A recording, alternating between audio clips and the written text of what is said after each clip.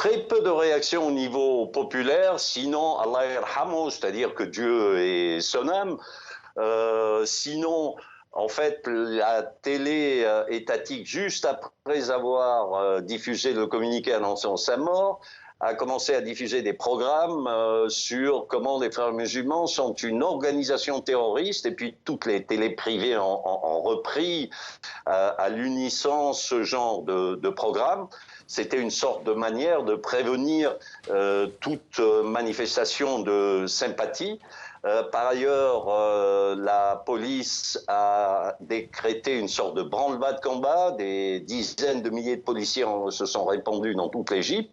Et puis, les autorités ont forcé la famille de Mohamed Morsi, la famille proche, c'est-à-dire sa femme, son fils, à l'enterrer dans un cimetière du Caire, loin du cimetière familial qui se trouve dans le delta, à l'est du delta. Et ça s'est fait un peu en catimini, dans la plus grande discrétion.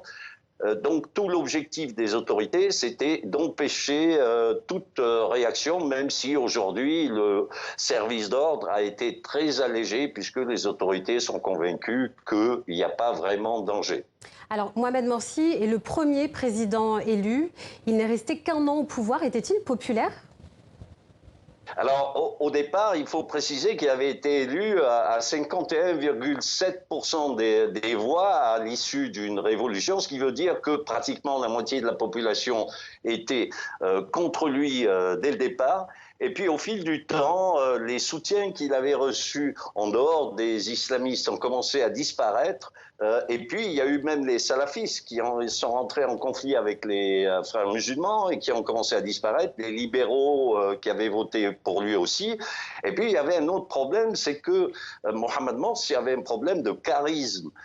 Il n'était pas très charismatique, puisque au fond, c'était le deuxième choix des frères musulmans, une sorte de choix forcé, puisque leur champion, c'était Khayrat al-Shater. Khayrat al-Shater n'avait pas pu se présenter à cause du tribunal qui avait invalidé sa demande d'être candidat. Et donc, il a fallu se rabattre pour les frères musulmans sur Mohamed Morsi, qui n'était pas le plus brillant à l'époque. Et donc, il y a eu des réactions très vite de moquerie à l'égard de Mohamed Morsi. Il est devenu la cible des humoristes. Il y a eu un jeu qui a été fait avec ses citations et ses discours alambiqués. Et puis... par exemple, un jour, en janvier, il a décrété un couvre-feu dans les villes du canal de Suez, et les gens, non seulement n'ont pas décrété le couvre-feu, mais sont descendus danser dans la rue. Une autre fois, il y a eu une réunion secrète pour voir ce qu'on allait faire avec le barrage construit par l'Éthiopie sur le Nil bleu. C'était censé être secret, mais on avait oublié les caméras qui diffusaient en direct. Et donc, les Éthiopiens ont pu entendre des chefs de parti égyptiens dire qu'il fallait organiser la rébellion, faire sauter le barrage, le saboter, le bombarder. Et puis, il y a eu aussi des questions de pénurie vers la fin juin. Il y avait plus d'essence, il y avait des queues phénoménales, des coupures d'électricité. Donc, il a perdu très fortement sa popularité. Il n'est resté populaire que en cette période que dans les milieux frères musulmans et proches des frères musulmans, alors que des millions de personnes sont descendues dans la rue pour demander son départ.